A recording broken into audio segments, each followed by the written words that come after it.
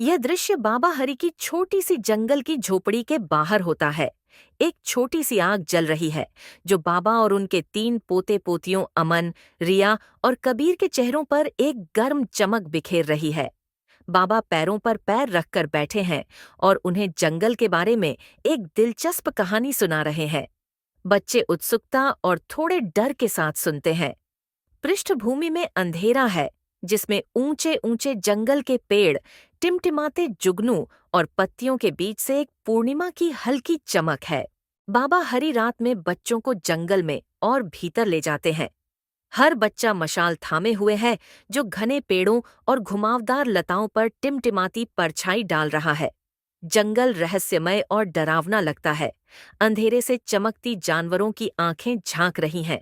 बच्चे घबराए हुए और उत्साहित दोनों दिख रहे हैं। उन्होंने अपनी मशालों को कसकर पकड़ रखा है, जबकि बाबा शांत और आत्मविश्वास से आगे बढ़ रहे हैं।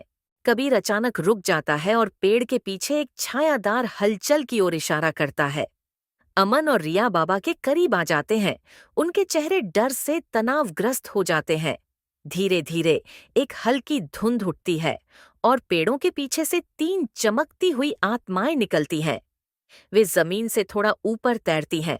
उनके चेहरे डरावने नहीं, बल्कि दयालु और कोमल होते हैं। आत्माएं बाबा हरि का अभिवादन करती हैं, जो गर्मजोशी से मुस्कुराते हैं। बच्चे आश्चर्य और जिज्ञासा से उनकी ओर देखते हैं। उन्हें एहसास होता है कि बाबा उन्हें जानते हैं। आत्माएं जंगल के संरक्षक के रूप में अपनी भूमिका के बारे में बात करना शुरू करती है। उनकी चमकती हुई आकृतियां धुंध और चांदनी के साथ घुल मिल जाती है। जंगल जीवंत हो उठता है। बेलें धीरे धीरे हिलती हैं और आत्माओं की कोमल चमक के नीचे पत्तियां झिलमिलाती हैं। अमन, रिया और कबीर आगे बढ़ते हैं। उनके चेहरे दृढ़ और गंभीर होते हैं। वे प्रकृति की रक्षा करने, पेड़ लगाने और जंगल का सम्मान करने का वादा करते हैं। आत्माएं अनुमोदन पूर्वक मुस्कुराती हैं, धीरे धीरे धुंध में लुप्त हो जाती हैं। पीछे एक गर्म, शांतिपूर्ण चमक छोड़ती है। जंगल, जो कभी डरावना लगता था, अब स्वागत और जादुई लगता है, मानो बच्चों को उनके नेक वादे के लिए गले लगा रहा हो।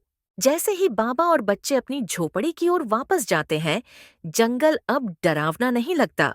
रास्ते पर चांदनी की रोशनी धीरे धीरे चमकती है और जुगनू उनके चारों ओर नाचते हैं।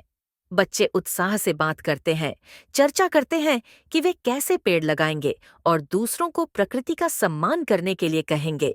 बाबा हरि एक संतुष्ट मुस्कान के साथ उनके साथ चलते हैं, यह जानते हुए कि उन्होंने एक महत्वपूर्ण सबक सीखा है।